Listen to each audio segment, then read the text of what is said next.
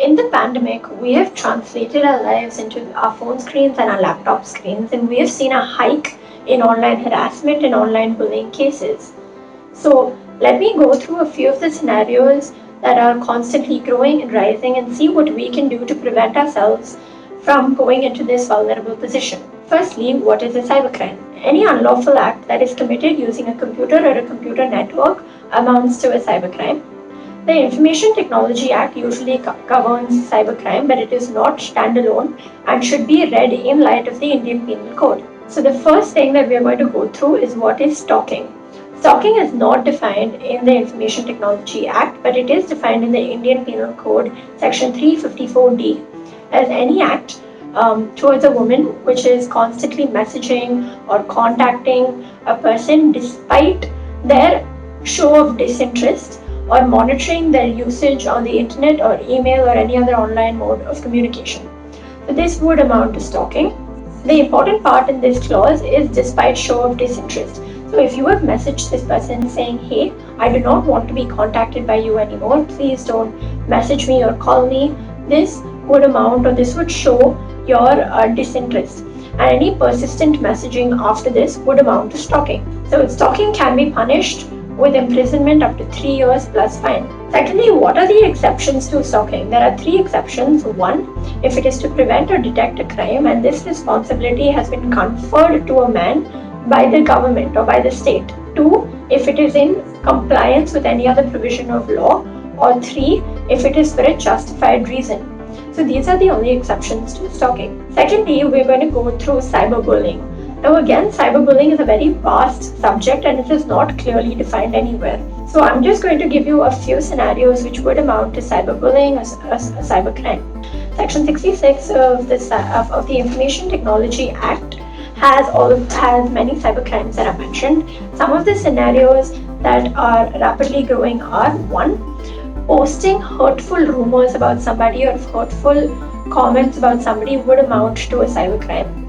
2, posting any inappropriate photos of any person online. 3, if you create a fake account or a fake profile or a web page of an individual to extort information or to mislead the public.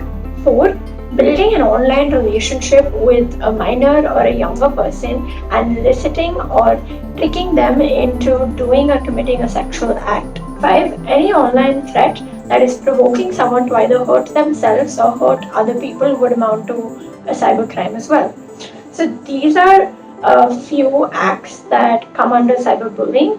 Apart from that, you also have acts such as phishing, which is misrepresenting yourself and tricking somebody or deceiving somebody for monetary gain or for information. So what can you do if you are a victim of cybercrime? What are the portals or what are the channels that you can use to speak up against it or to receive justice? So the first thing you can do is you can go to your nearest police station and file your complaint, and they will forward this to the cybercrime division. The second thing you can do is you can go online to www.cybercrime.government.in. I will post the link as well. So cybercrime.gov.in is an online portal where you can file a complaint.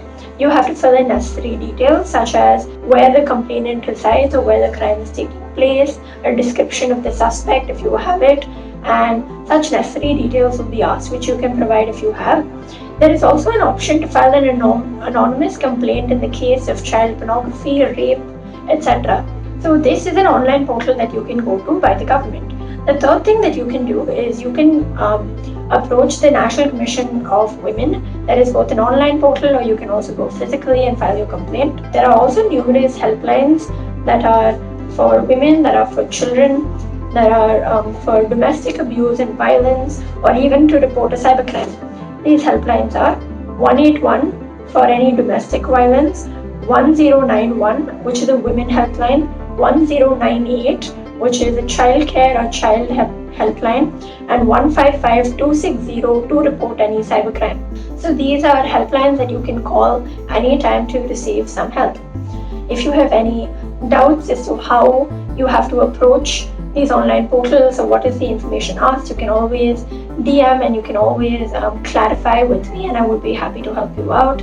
let's use this time productively and educate and get ourselves more informed and flatten this misinformation curve, because we don't have to stay silent, we don't have to be extorted or blackmailed, and there are portals and there are channels through which we can voice our opinion and demand for justice. I do hope this helps. Thank you.